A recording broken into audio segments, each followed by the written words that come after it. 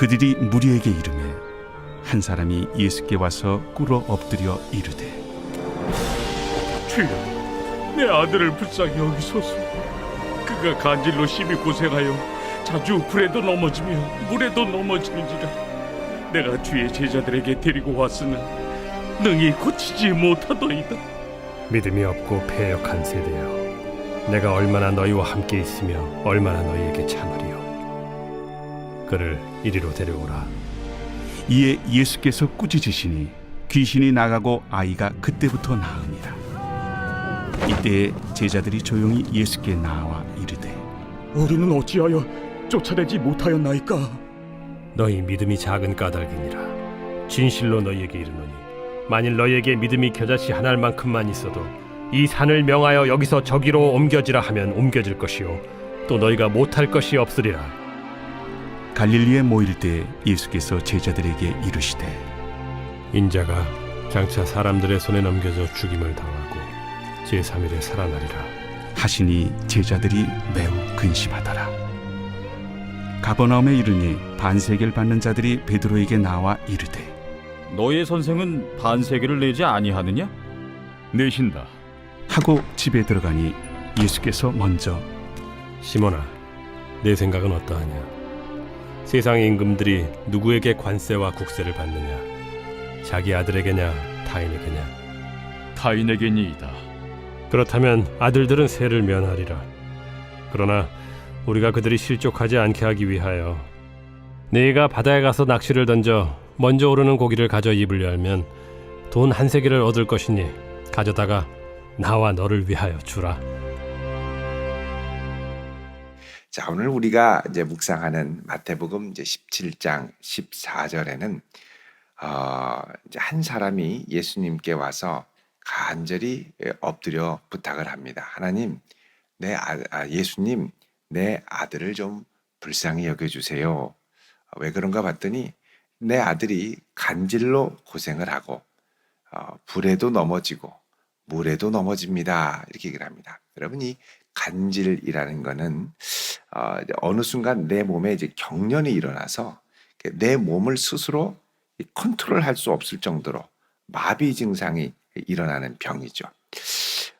지금은 이제 이 간질이라는 이 질병의 증상이 많이 없습니다만 옛날에는 이걸로 고생하는 분들이 많이 계셨던 것 같습니다. 이게 이제 막 일어나면 막 온몸이 뒤틀리면서 이제 불에도 넘어지고 물에도 넘어지면 막 이제 일어나야 되는데 몸이 뒤틀리면서 이렇게 숨을 쉴 수가 없는 거예요. 물에 엎어지면 그럼 죽을 수 있는 거죠. 그럼 빨리 부모님이 가서 이 아이를 다시 뒤집어서 일으키고, 그러니까 너무너무 힘든 거예요. 자, 근데 이제 문제는 뭐냐? 16절에 보면 내가 주의 제자들에게 데리고 왔으나 능히 고치지 못하더이다. 여러분, 지금 이 사람은요, 예수님이 오시기를 기다렸습니다. 예수님 어디 가셨었지요? 17장 1절부터 보면 예수님이 변화산에 올라가셨습니다. 왜 변화산에 올라가셨습니까? 이제 예수님께서 본격적으로 십자가 지시고 우리 죄를 위하여 죽으실 준비를 하기 위해서 변화산에 올라가셨습니다. 거기서 변화산에 올라가셔서 하나님의 음성을 직접 듣죠. 17장 5절에 보면 호련히 빛난 구름이 그들을 덮으며 구름 속에서 소리가 납니다. 이는 내 사랑하는 아들이요 내 기뻐하는 자니 너희는 그의 말을 들으라.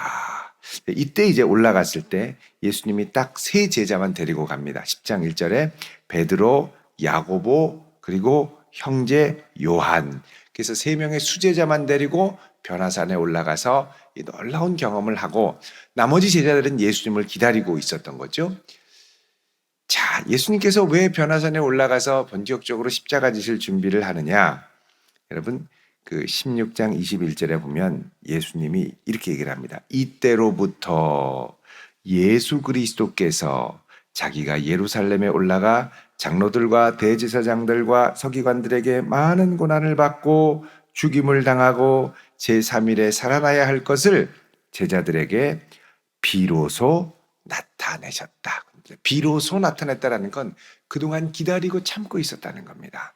그런데 이제는 하나님의 뜻이 이루어질 때가 왔고 그 하나님의 뜻은 예수님이 십자가를 지심으로 이루어져야 하고 그리고 이 십자가를 지는 것은 바로 앞에 베드로가 16장 16절에 주는 그리스도시요 살아계신 하나님의 아들입니다 라는 고백이 나온 이후에 본격적으로 이루어지는 겁니다. 그러니까 예수님이 그리스도시고 살아계신 하나님의 아들이라는 것만으로 충분하지 않고 이제는 예수님께서는 이 살아계신 하나님의 아들이 하셔야 할 일, 곧 우리의 죄를 위하여 십자가 지시는 일을 제대로 감당하심으로 진정한 하나님의 아들이 되어 주시기를 원하시는 것이죠. 그래서 이제 이 사역을 감당하기 위해 변화산에 올라가서 하나님의 음성을 듣고 다시 한번 확인을 한 후에 이제 본격적으로 십자가를 지기 위하여 이 산에서 내려오시는 겁니다. 자, 이 산에 내려왔는데 이제 예수님은 십자가를 지면 어떻게 됩니까? 제자들을 두고 하나님의 뜻을 위하여 십자가의 길을 가야죠. 근데 와서 보니까 이 제자들이 간질병에 걸린 사람을 와가지고 고쳐주고 기도해줘야 되는데 이 제자들한테 데리고 왔는데 제자들이 고치지 못한다는 겁니다. 왜 고치지 못했을까? 여러분 마태복음 10장 1절을 보면 예수님께서 분명히 제자들에게 권능을 주셨거든요. 10장 1절에 보시면 읽어보겠습니다. 시작. 예수께서 그의 12제자를 부르사 더러운 귀신을 쫓아내며 모든 병과 모든 약한 것을 고치는 권능을 주시니라. 아멘. 자, 예수님 권능을 주셨습니다. 근데 제자들이 못 고쳤어요. 그럼 뭔가 문제가 있는 거죠? 아니, 능력을 주셨는데 왜 이 능력을 제대로 발휘하지 못하냐는 거예요. 여러분, 우리 자녀들에게도 하나님께서 많은 은사와 능력을 주셨습니다. 주셨어요. 근데 이 능력과 은사를 제대로 발휘하지 못하고 또 개발하지 못하고 온전히 주의 영광을 위해 쓰지 못하는 자녀들이 많이 있습니다. 왜 그럴까? 자, 예수님이 이 얘기를 듣고 17절에 뭐라고 그러십니까? 믿음이 없고 그다음 뭐예요? 패역한 세대요. 자, 패역한 세대라는 건 예수님께서 이 땅에 오셔서 새로운 시대를 시작하는데 이 새로운 시대에 속하지 않은 옛 시대의 풍조를 따라가는 세대. 이게 뭐냐? 패역한 세대입니다. 그러면서 내가 얼마나 너희와 함께 있고 얼마나 너희에게 참으리요. 자, 예수님은 그동안 제자들과 계속 함께 하시면서 이들의 불신앙과 패역함, 믿음이 없음을 참아주고 오셨다는 것이죠. 그러면서 말합니다. 그를 이리로 데려오라. 그리고 데려오는데 예수님께서 이 아이 알고 보니까 간질을 일으키게 하는 귀신이 있는 거예요. 꾸짖으시니까 귀신이 곧바로 나가고 그 이후로 조용해졌습니다. 고쳐진 거죠. 깜짝 놀랐습니다. 자, 이때 19절에 제자들이 사람들 다 가고 조용히 예수님께 나왔습니다. 예수님, 저희들은 왜 쫓아내지 못했을까요? 능력도 주셨는데. 그러자 예수님이 20절에 뭐라고 그럽니까? 이르시되 너희 믿음이 어떻다고요? 작은 까닭이니라 그럽니다. 그러면서 진실로 너희에게 이르노니 만일 너희에게 믿음이 얼만큼만 있으면 겨자씨 한 알만큼만 있으면 이 산을 명하여 여기서 저기로 옮겨지라 하면 옮겨질 것이고 또 너희가 못할 것이 없으리라. 자, 여러분 예수님이 말씀하신 건 뭐냐? 겨자씨 한 알만한 믿음이라도 있으면 능력이 일어난다는 거죠. 자, 그럼 여러분 이 겨자씨 한 알, 겨자씨는 작지요. 여러분 혹시 겨자 소스 아십니까? 겨자 소스. 겨자 소스 이렇게 찍어서 먹는데 그 겨자를 가른 걸 이렇게 보면 조그맣게 이렇게 이제 있죠. 그렇게 작은 건데 중요한 건 뭐냐? 이 겨자는 씨는 아무리 작아도 여기에 생명이 있다는 거죠. 심겨지면 살아나는. 다른 말로 하면 이 겨자씨만한 믿음이라는 건 비록 작고 연약해도 예수님을 향한 살아있는 믿음. 예수님이 내게 하라고 명하신 것을 주님의 이름으로 감당할 때, 주님의 이름으로 감당하고 선포할 때 주님이 행하신다. 주님이 능력이 나타난다. 주님께서 역사하신다. 그러니까 예수님께 바짝 붙어 있는 이 믿음. 이 믿음이 있으면 반드시 역사가 일어날 것이다 라고 그러죠. 은사도 주시고 능력도 주셨는데 여기 이제 뭐가 있어야 되느냐? 믿음이 있어야 된다는 겁니다. 여러분, 우리가 예수님께서 우리에게 주신 은사도 있고 능력도 있습니다. 자녀들에게 많은 재능도 주셨습니다. 이게 잘 성장해서 이 믿음대로 발휘가 돼야죠. 그러려면 어떻게 되느냐? 우리 자녀들에게 끊임없이 살아계신 예수님을 붙드는 믿음.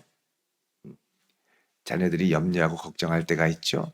그때 엄마 아빠 아이고 어떡하냐, 큰일 났다, 뭘 해줄까, 그러지 말고 예수님께 기도해라. 예수님이 붙들어 주신다. 너의 믿음을 보고 예수님이 역사하신다. 자꾸 이게 예수님께 붙여줘야 돼. 예수님께 붙여줘야 돼. 예수님의 살아 역사하시는 것을 신뢰하고 의지할 수 있도록 붙여줘야 돼. 근데 아이고 큰일 났네, 어떡하냐, 야, 네 친구들은 뭐 한대냐. 자꾸 이렇게 주변을 둘러보고 막 불안해하게 하지 말고 예수님께 붙여줘야 되는 거야. 부모의 역할은 뭐냐? 예수님께 붙여줘야 돼. 예수님께 자꾸. 그래서 자녀들이 살아계신 예수님을 보고 경험하고 기도했더니 역사하시는 그 주님을 나의 주님으로 확신하고 붙들 수 있도록 해주는 것. 이게 바로 믿음의 부모님의 역할입니다. 자, 그러려면 어떻게 해야 될까요? 믿음의 부모님이라면 믿음의 부모님도 같이 믿음으로 기도하고 의탁해야 되겠죠. 믿음으로 자꾸 붙여줘야 돼. 믿음으로 붙여줘야 돼. 믿음이. 그러니까 예수님이 권능을 주시고 은사를 주셔도 믿음이 있어야 발휘가 되는 거죠. 날마다 예수님 꽉 붙들고 갈 수 있도록 자녀들을 축복하며 기도하는 믿음의 부모 될 수 있기를 축원드립니다. 자, 이렇게 예수님이 믿음을 얘기하시는 거예요. 왜 그러냐? 이제 예수님이 십자가 지시고 부활 승천하셔서 이 세상에 없으면 제자들은 이전처럼 예수님 바로 붙들 수 없지요. 그때는 어떻게 해요? 믿음의 눈으로 예수님을 바라보고 믿음의 눈으로 예수님을 의지하고 믿음의 눈으로 예수님의 권능을 의지해야 되기 때문에 이제 예수님께서는 내가 없더라도 나를 붙드는 믿음 안에 이 모든 능력과 권능을 행하기를 원하신다는 겁니다. 그 마태복음 28장 끝에 보면 하늘과 땅의 모든 권세를 내게 주셨으니 그러죠. 이제 이 권능과 권세를 우리가 예수님의 이름을 의지해서 발휘하는 시대가 온다는 겁니다. 예수 이름의 능력이 있습니다. 예수 이름의 권세가 있습니다. 그 능력을 의지하며 나아가는 믿음의 다음 세대가 될 수 있도록 여러분 자꾸 예수님께 우리 자녀들을 붙여줄 수 있기를 축원드립니다. 자, 이렇게 해서 갈릴리 예수님께서 제자들에게 말씀을 하시고 두 번째로 이제 말씀하시죠. 너희들 믿음으로 살아야 되는데 22절에 갈릴리에 모일 때 예수께서 제자들에게 또 말씀합니다. 인자가 장차 사람들의 손에 넘겨져 죽임을 당하고 22절 23절 제3일에 살아나리라. 죽임을 당하고 살아나리라. 그러니까 제자들이 아멘이 아니라 어떻게 돼요? 매우 근심하더라. 아니, 예수님 옆에 계신 건 참 좋은데 왜 자꾸 죽는다고 하시냐는 거죠. 요 사태가 똑같이 그 앞에 또 일어났습니다. 16장에도 베드로가 주는 그리스도시요 살아계신 하나님의 아들입니다. 그러니까 예수님이 드디어 21절에 16장 21절에 내가 많은 고난을 당하고 죽임을 당하고 제3일에 살아날 거다 그러죠. 자, 그때 제자들이 아멘이라고 한 게 아니라 22절에 제자들이 중에 베드로가 주여 그리 마옵소서 결코 이 일이 주께 미치지 아니하리이다 뜯어 말립니다. 왜 뜯어 말렸을까요? 예수님은 이렇게 죽임당하시면 안 된다는 거예요. 그러니까 지금 베드로나 이 제자들이 연결되지 못하는 게 뭐냐? 주는 그리스도시고 살아계신 하나님의 아들인데 이 예수님이 살아계신 하나님의 아들 메시아가 되기 위해서는 십자가를 지나가야 죽음과 부활을 지나가야 우리의 진정한 구세주가 되신다는 걸 이해하지 못하는 거죠. 그러니까 죽으시면 안 된다는 거예요. 무조건 안 된다고만 생각하는 거죠.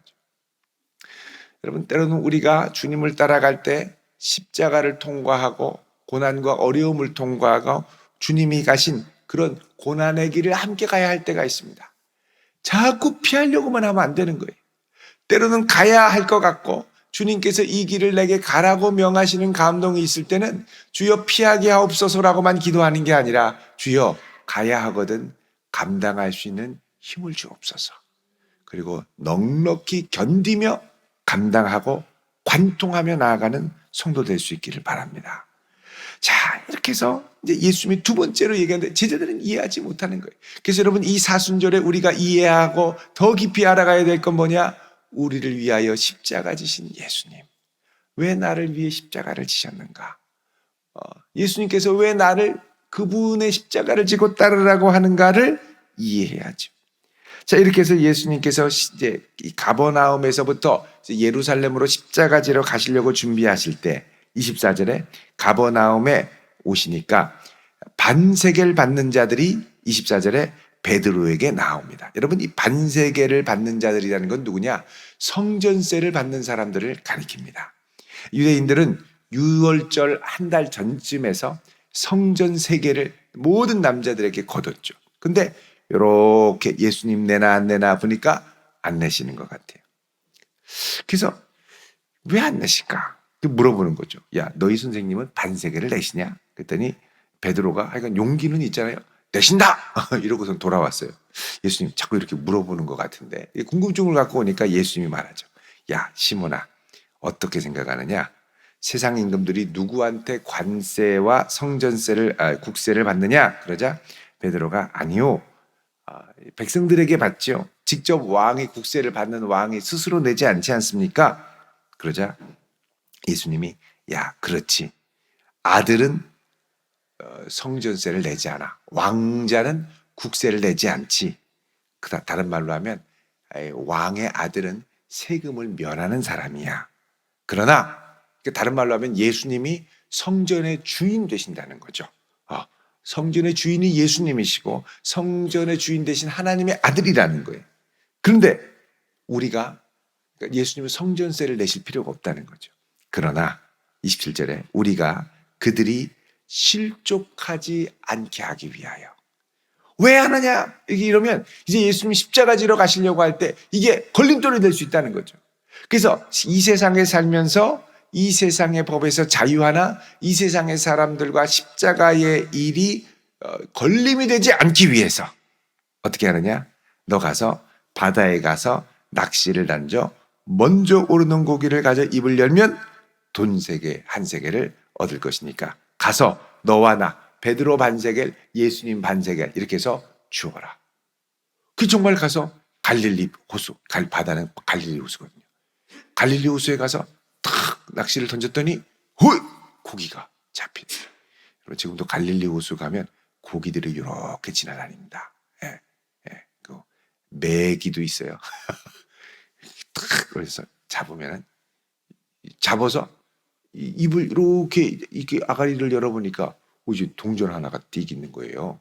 그래서 정말 기적적으로 성전세를 냈죠. 그러니까 예수님은 이 세상에 대해서 자유하나 걸림이 되지 않기 위하여 이 기적을 베풀어 주셨습니다. 자, 지금 이 마태복음의 모든 초점은 이제 서서히 무엇으로 집중되느냐? 예수님의 십자가로 집중이 됩니다. 십자가를 지기 위해서 제자들에게 필요한 것은 무엇입니까? 예수님을 더욱 의지하는 믿음입니다. 예수님이 십자가 지시는데 제자들에게 필요한 것은 무엇입니까? 예수님이 왜 십자가를 지시는가를 알고 깨닫는 이해하는 마음입니다. 십자가의 길을 가는 것을 거부하거나 도망가는 게 아니라 마땅히 가야 되고 나도 마땅히 그분을 따라가야 된다는 이해의 깊이가 더해가야 합니다. 또 십자가의 길을 가기 위해서 세상에서 이런저런 걸로 막히고 또 해야 할 의무와 이런 것들이 있을 때 이것 때문에 걸림이 되면 안 된다는 거죠. 오해하지 않기 위하여 기꺼이 세상에 요구하는 것들을 기쁘게 해줘야 된다는 겁니다. 자, 이런 것들을 통해서 오직 무엇만이 이제 서서히 드러나느냐? 예수님의 십자가만이 드러나죠. 여러분, 십자가가 이 사순절 기간에 우리의 삶에 우뚝 드러나서 우리의 삶의 한가운데 잘 설 수 있기를 주님의 이름으로 축원드립니다. 기도하겠습니다. 거룩하신 주님, 오늘 믿음의 자녀들이 주님 앞에 나왔습니다. 주님 앞에 믿음으로 구하며 기도하는 이 새벽을 복되게 여기시고 저희 자녀들에게 믿음을 더하여 주옵소서. 산을 옮기는 믿음, 예수님이 붙드시면 이루어진다는 생명이 있는 믿음, 주님이 가신 십자가를 나도 가겠다는 깊이 있는 믿음, 주님 믿음 위에 믿음을 더하사 예수님을 사랑하고 더욱 붙들며 일평생 주의 능력으로 살아내는 복된 자녀들 되도록 복의 복을 더해 주옵소서. 오늘 이 아침 주님 앞에 귀한 감사와 기도의 제목을 적어 예물들을 드립니다. 이 예물들을 흠양하시고 기도에 응답하여 주옵소서. 이 한날도 주께 맡겨오며 예수님의 이름으로 기도드립니다. 아멘.